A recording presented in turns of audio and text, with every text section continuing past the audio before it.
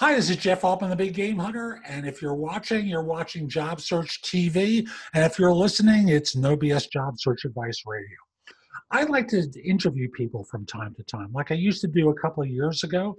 And today's show is an interview with Susan, the human behavior hacker, Ibitz, who is a profiler. Catch that one, folks. Susan, welcome. Thank you, Jeff. How are you doing? I'm doing fine. And folks, I'm going to let you in on a little secret. This is the fourth time we're trying to do this. Technology, we got one show down right. This is the fourth one for this topic. And for whatever the reason is, the world has not been good to us on this one, but we keep trying. So, Susan. Failure is not to keep trying. Success is keep trying until you get it right. So we think this is going to happen today. I think it will. So what the heck is a human behavior hacker anyway? By the way, that's the fifth time I've asked that question, by the way.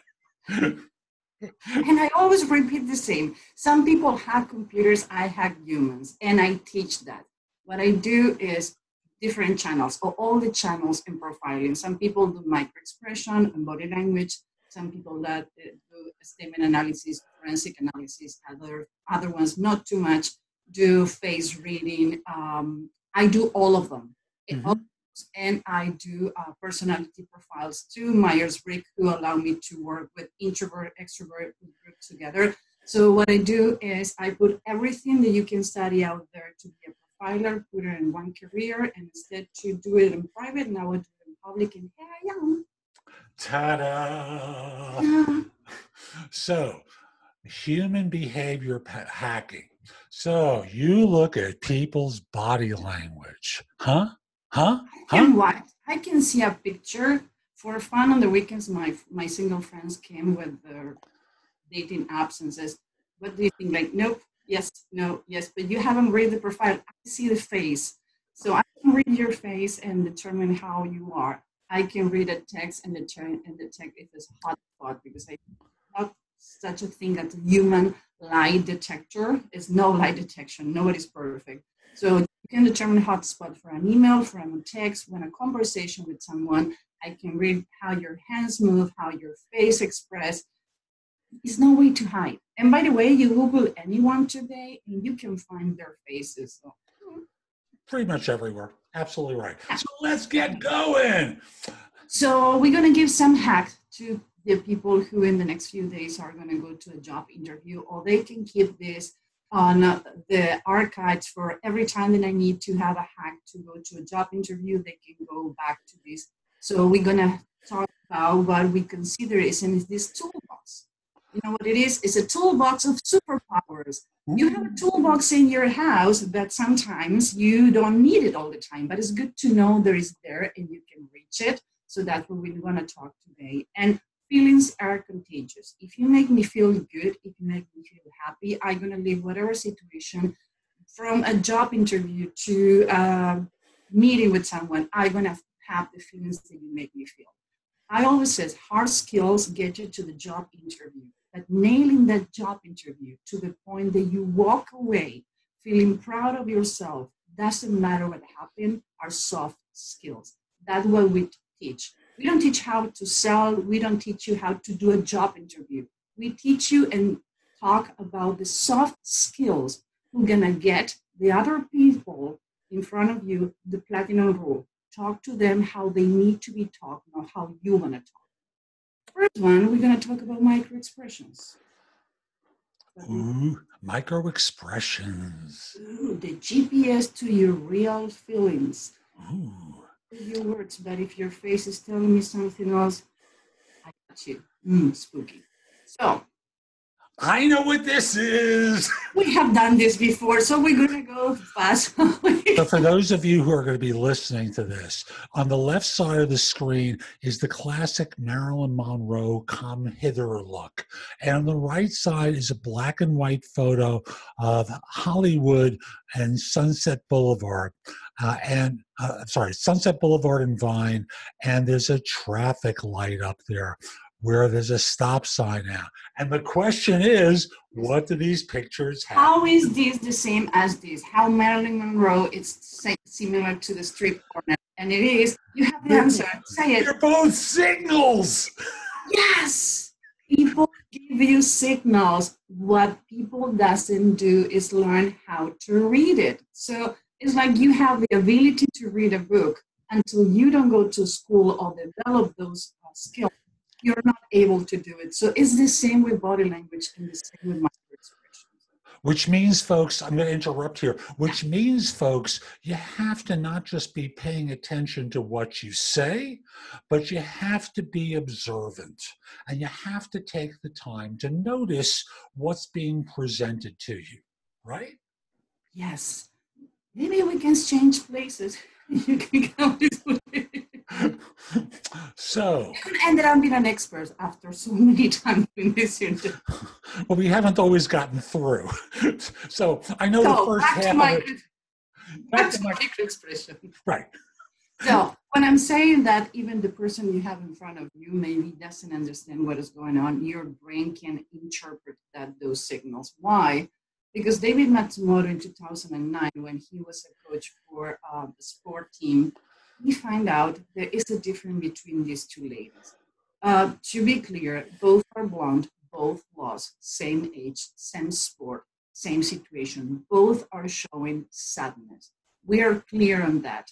You, Jeff, know the difference. That for most people, it's shocking when I says, you see the lady and I think it's your left or your right side? It's my left. It's your left side of the screen and your right side of the screen. And we talked before, the lady here, the left side of the screen, looked sadder. It's like you can feel and see the pain deeper. And you know what? She was born blind. She never saw her parents. She never saw friends. She never saw anyone expressing pain or showing the body expression of pain. So that's mean that those things are encoded in our head. So when you see an expression, when you do an expression, the person you have in front of you gonna get it. So you better learn how to read it and read it right. So we have confused, contempt, sarcasm, or boredom. What do you think the person in the picture is showing? It's contempt. It's a picture of a guy with that snarl out of one side of his mouth that basically says, you know, you're I'm too good to be true. That's right.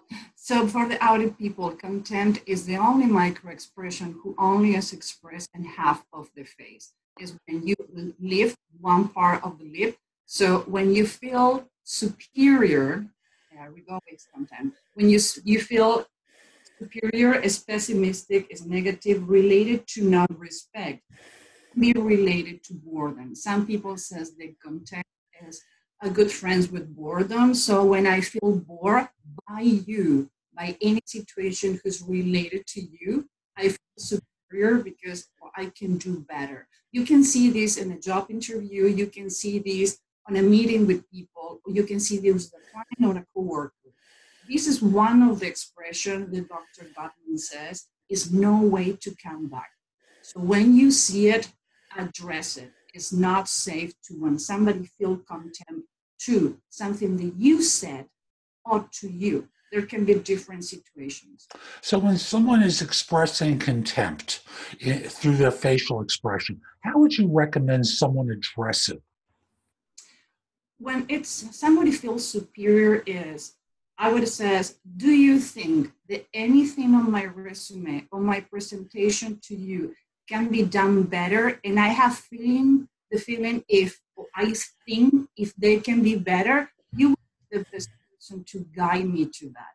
What you're doing is you're working with the ego of the person who's showing to you. If the person thinks they can do it better than you do, if the person thinks that you are, I would address like, you're right. You're in a position where you need to nail that job interview. So if the person feels that is superior, give it the power and put the power back to you, saying like, you will be the perfect coach if I get the work. When I get the work, you will be the perfect coach to guide me to know as much as you know. I would address that way.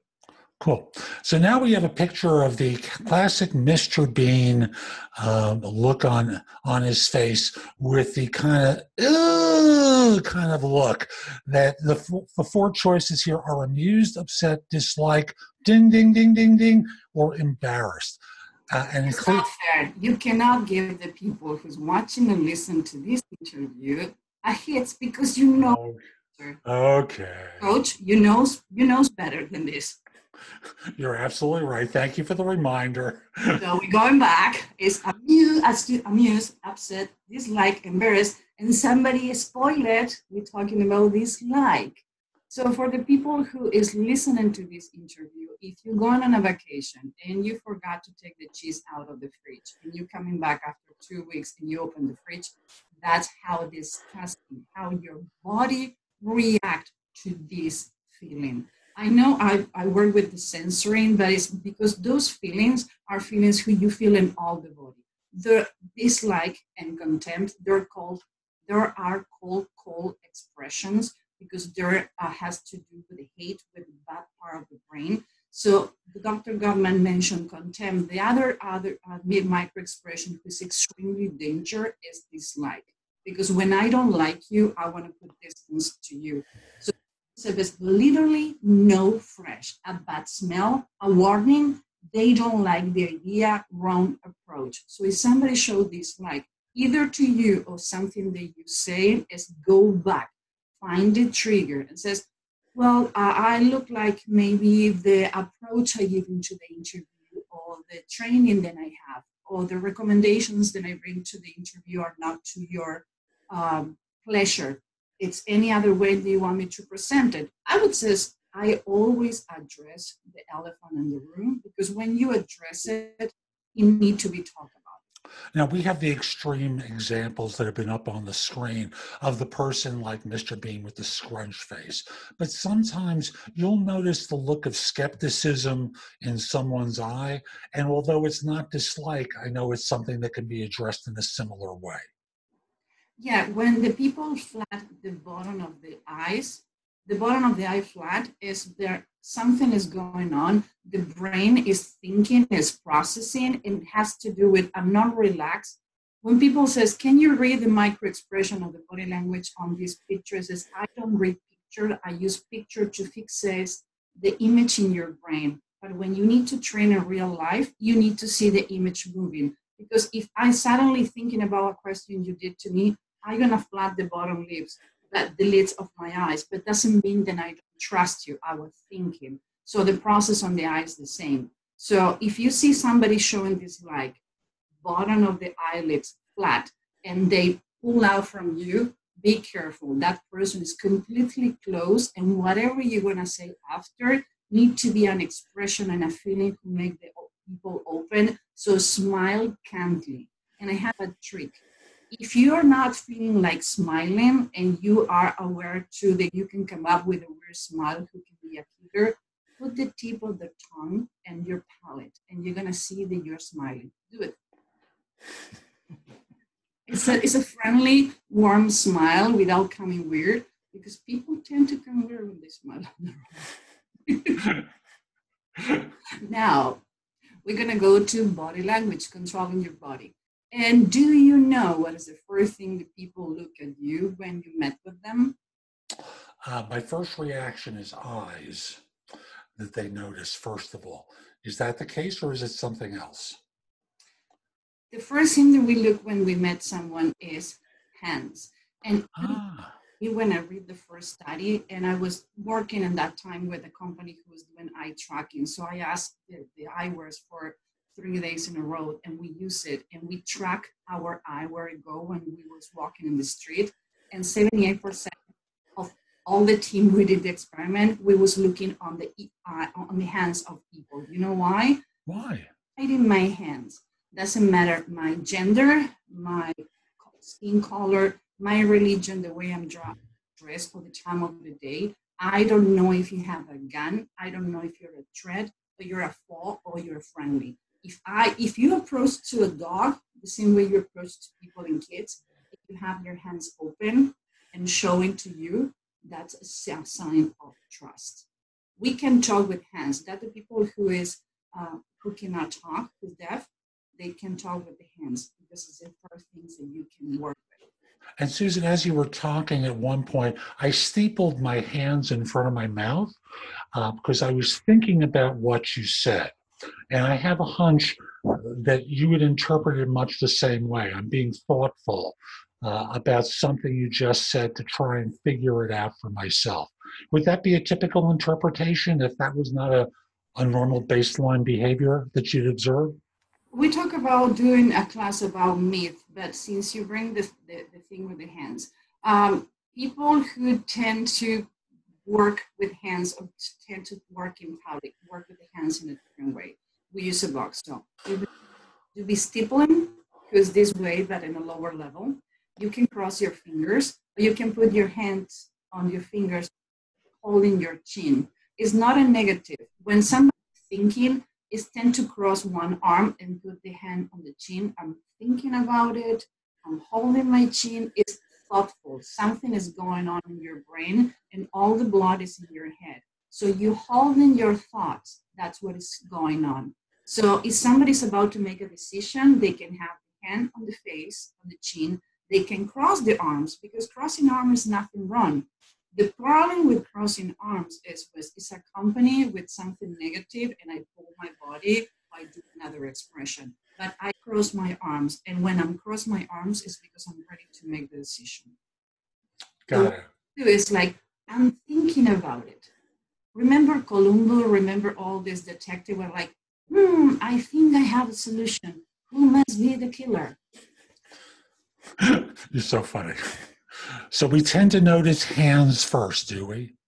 Yeah, and HR people says that 26% of HR know if they're gonna like a job candidate when they shake in hands. And I know it sounds almost ridiculous in 2019 explaining how to shake hands, but you can kill the first impression with someone if you do it wrong. It usually happens because you're nervous, not because you don't know how to do it. So we're gonna talk about 4 really fast. Shaking hands. First one, gas pump. You're excited, you're coming, you're coming, you haven't slept, you have exchanged email, you're talking to the person, you have recommendation, you're ready, and you suddenly see the person and you grab the hand and shake it. I have a neck problem. If you shake my hand too fast, this sometimes happens when I give a keynote. After the keynote, people are like, oh my God, it was amazing. And like, oh my God, 2 more people like this, and I need a final in a massage because it's gonna hurt. So try not to hurt the person, and we're gonna talk about what is the perfect handshake when you meet someone. The other one is the bone crusher. This not only happens with men, happens with women too. Women tend to overpower, to like, oh, I'm present, I'm the right candidate for the job. And when women have acrylic nails, that can be deadly. If the feeling that I have, you bone crush me and you pinch your nails in my hands, men or women, when I shake your hand, I'm gonna have the feeling of pain. And we're gonna talk about the sweaty hand. The sweaty hand is, let's be honest, somebody come to you with a sweaty hand and your first thought is, are you just coming from the bathroom? Yes. Are you just coming from the bathroom? What is wrong with your hand? 3 reasons that come to your mind when somebody has a hand sweat.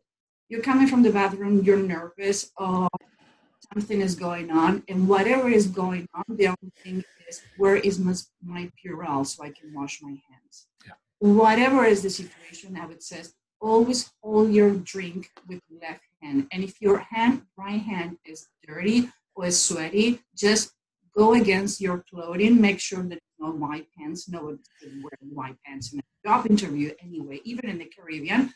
But make sure where you scratch you don't get your clothing dirty, because it doesn't matter the brand of the clothing you wear, is to be clean and presentable. And the last one that we're going to talk is about how to give the right handshake. Get in your position, go forward, extend your hand linear, parallel to the person you have in front of you. Never down, never up. So none of this is good. One is Hitler, is control. Begging, give me $1 is not a good position. So go linear, shake 2 hands from the elbow to the hand and let it go and go back to the position. That way, you're allowing the other person to take control, because until you're not sitting and talking about your position, sometimes it's good to let the other person have control. So again, confident attitude, eye contact, smile, shake 2 times, and let it go. Some places say 3 times. To me, it's too much. Try to practice. 1, 2, 3. Oh my God, no, it's too much. 2 is the perfect number.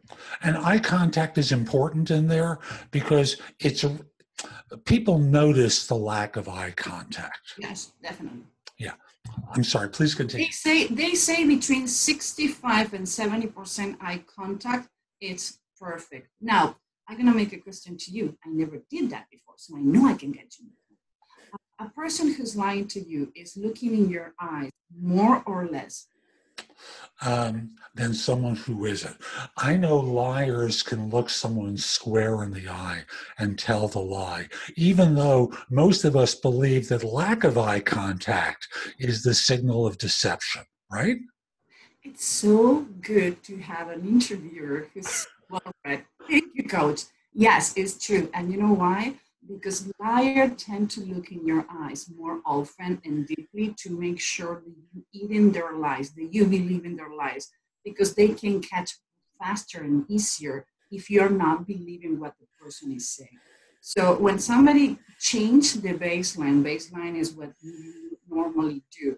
Like me, baseline is I'm all over the place. I'm not extremely formal. I make a lot of jokes. I work with my hands. If suddenly I'm quiet and I'm not doing jokes, something wrong with me. Why don't And I want to make sure folks you catch that one, because the notion is you have to establish the normal body behavior for the person and look for deviations from the norm, right?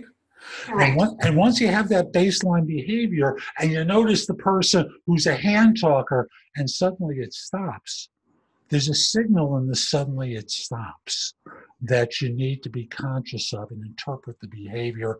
Or in the case of a facial change, if suddenly, if they start off being extremely serious and then they start becoming laughing and jovial, there's meaning to that. Did I get that right?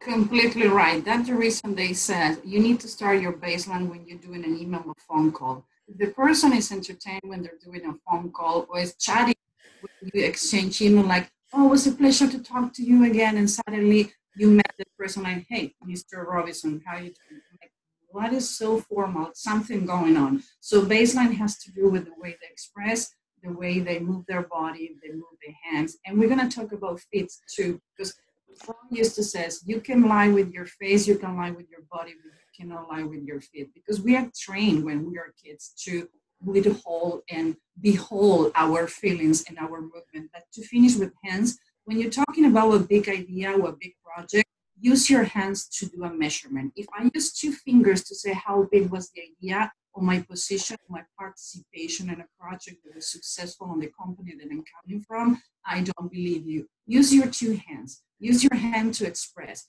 Try to measure accomplishment in 3 or 5, never in 1. What accomplished? Yeah, get out of the bed. Today, at least I accomplished one thing, is getting out of the bed, but it doesn't sound good. So if I say I accomplished getting out of the bed, put my makeup and get ready for the interview, it looked better. So remember, accomplish things in 3 or 5, no more than that. That's how their brain tend to do. If you say 2, it's like they're going to be waiting for the other one. So use your hand to express. Use your hands to show humility too. Because the same way you can do stippling, the same way you can show humility. And be careful what you do with your hands, because now you're learning what hands meaning, but you don't know how bad is the training of the person you have in front. Gotcha. This is good for dating and job interview. The only thing it says between the job interview and dating is the clothing you're wearing. Interesting. It's the same kind of work. I tend to think of looking down and interviewing as being a signal that you're trying to be sincere. Coupled with slowing your speech down, again, the baseline speech and the behavioral change of looking down, And talking about something that's kind of hard, you're in the feeling as though you're trying to be sincere. Huh? Yeah, in this case, looking down has to do with two things. Look down on your feet and look down to know what is going on with your feet. Sometimes when I know, then a difficult question coming, trick, I drop something on the floor. So if I don't have a glass table, I can see what the person's feet are facing. Why? The first picture, you're going to see two people talking to each other. You only see the feet, and the feet, both feet facing each other. And the second picture, one of the person is pointing the other one with the feet, and the second one is pointing to the different direction. That means that the first person is engaged in the conversation. The second one is not. So if you are the person interviewing or the person who is doing the interview, check in one point when you don't know what is going on with the person in front of you, where the feet are facing. If they facing the door, the person is get bored and want to go away from the place they are with. Interesting. I like that one. I use it a lot in dating. Sometimes I go to bars when I know the bartenders and we play games, and that's how I drink for free. And I teach them. Some of them get better tips. It says, "Hey, no, Susan, the drink is on me." I get a really good tip with an advice that you gave me the other day. And I like to go to work in bars because that way I can see people and it's not so weird like in the subway. So yeah, that's a good one. Different that. So, head. You know what is the difference? In the first picture, you're going to see a lovely dog tilting the head. Right. Yeah, it's a boxer. I love it. Oh my God, I love dogs. And the other one, you're going to see two parents tilting the head to a baby. If you think about it, you hold a baby in your right arm. The only way you're going to remember the left one if any of your parents were lefty. But when we tilt the head to the right, it's going to reminder in your brain how your parents nurture you. So when a situation is getting aggravated or a situation is getting tense, if you put the fingers together and you tilt your head to the right, the other person is going to feel kind of obliged to slow down. And move your head really fast, the other person is going to move forward to finish whatever they're saying. But if you want the other person to talk slow, you need to tilt your head slowly 3 times and lean to the right. Try it in your house. And when you're having an argument with a person that you know really well, and you're going to see how the other person starts slowing down. I'm like, whoa, this worked like magic. Interesting. I get the idea of the head tilt. Now, I happen to be a left tilt. And part of it is I notice that the right side of my neck is not quite as limber as the left side. So regardless, I'm doing the baby in the left side thing, and I'm trying to remember in terms of photographs with my son. I'm just looking around here. I have different positions with him, but I think I was a left tilt. That's what I'm saying. It has something to do with if your parents were lefty or you have the caregiver for you when you was a kid it was lefty, so it's going to make same sense. But if you don't, it's a safe baseline. If you do it left or you do it to the right, what I'm saying is it's a way to nurture. If I'm looking to you, and for people who's listening, I tilt my head to the right, I put my hands together and start knowing, it's like it's comforting. And sometime again, is how you make me feel. If I'm interviewing you, but you make me feel good, I want to be around to you all the time. So that's a good thing that the person who is interviewing you, HR manager, feels good. We're going to give a bonus because how people sit on a table when they're doing an interview is important. If you have, or the people who's listening, if you are in one side of the table and you sit opposite of the table, would be this situation. You put in a desk, you put in computer, you put in papers between both.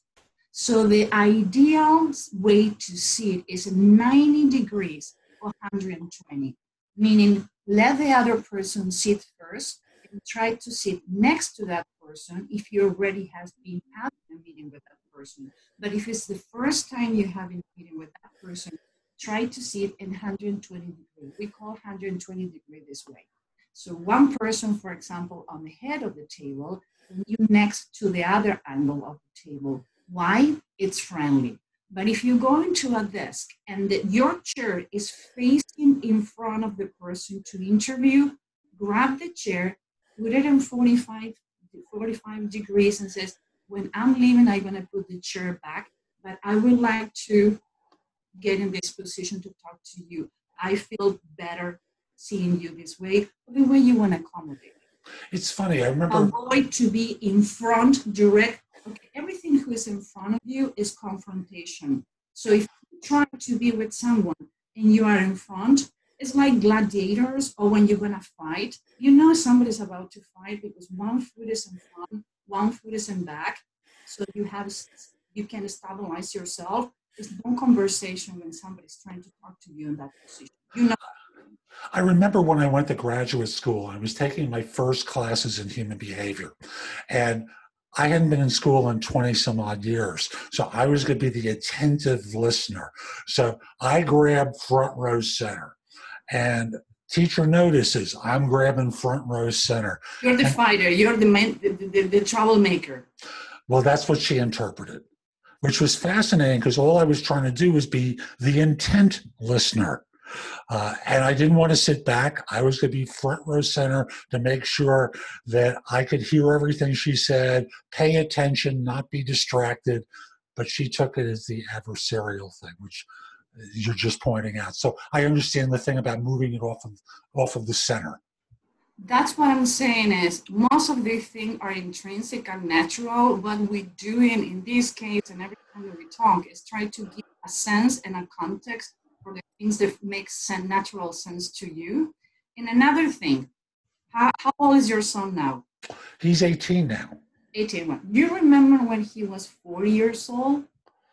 Yeah, I do, as a matter of fact. I got a picture of him at age 4 there. Okay, do you know an average of 4 years old does 390 questions a day? How many questions did you ask yourself before to go on job interview? How many questions do you make to the person you have in front of you that you're going to be working with? How many people you contact on LinkedIn and your circle making questions to determine this is a job, is a career, or is the stairs to my dream life? Make questions. There's nothing wrong making questions. Actually, some managers says that they appreciate it more an intern or a person in an interview who does questions. I don't think they know everything because they're intelligent enough knowing that the person in front of you can be your coach, can be your mentor, and the only way knowing is asking questions. And they're going to remember you more. Absolutely true. And I know when I coach people, there are a number of questions that I have them start off with in following up to get clearer about the role so they know they're not stepping into a problem situation, and at the same time signal to the employer that they're interested in doing great work. Fabulous. Another bonus. Everybody you met has something to teach you. So as a human being, try not to be cocky, and I'm working in a company, you never know if the security person in front of the building or the person on the garage is the person who's first watching you and pick up one of the person you interview who you are. Or maybe that person says, hey, I had somebody here for an interview.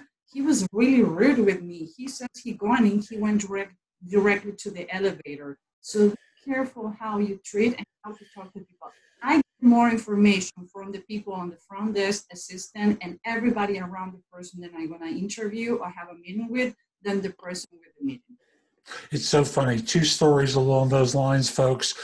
Number one is a client of mine used to fly people out for a day of interviews. They get picked up at the airport, brought to their hotel, walk over for the interview. Invariably, the client asked the driver about the person and their behavior. And the second example was the old Wall Street firms back in the day where they'd meet everyone. And the most important person, the final decision maker, was the shoe shine guy. different class in the organization, but they respected and liked this man sufficiently that they wanted to get his input. And I knew of a lot of folks that got turned down based upon how they treated the shoe shine guy when he did their shoes. Fascinating that you mentioned that. You know what? When I need to make a decision, if I used to go on dates and things like that, I try to go always where the person and I am would need to interact with the server, because the way that people treat others is how you're going to be treated. And if the person goes to the bathroom and says, hey, what do you think about the guy who was waiting for me in the bar? Like, oh, he was on the phone texting with another woman, or going in the Tinder or Bumble before you made to the date. Like, oh, yeah, thank you very much. So be careful. Everybody's going to spy on a situation. And be aware of what you put on the media. We're going to talk another day about the problems people has faced when they're with the wrong things in the media. But this segment with the coach was to make sure that you, at the end of the day, you have this signed in your email. And if you have any questions, you can contact the coach, or you can contact me, and we're going to try to make the best and do the best.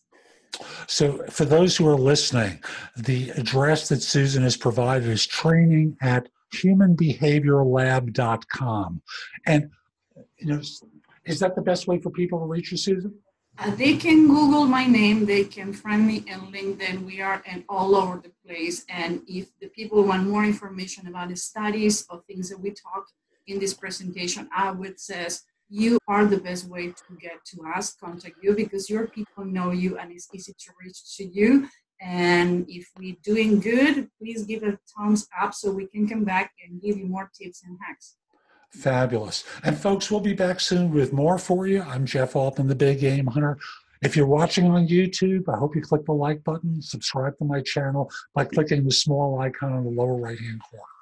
You can also be watching me on bingenetworks.tv. That's an app for Fire TV, Apple TV, Roku, about 90 video services where you can watch my content there. And I'll simply say, if you're interested in one-on-one coaching with me, connect with me on LinkedIn at linkedin.com/IN/the Big Game Hunter. Once we're connected, message you're interested in coaching. We'll set up time for a free discovery call. I hope you have a great day and take care.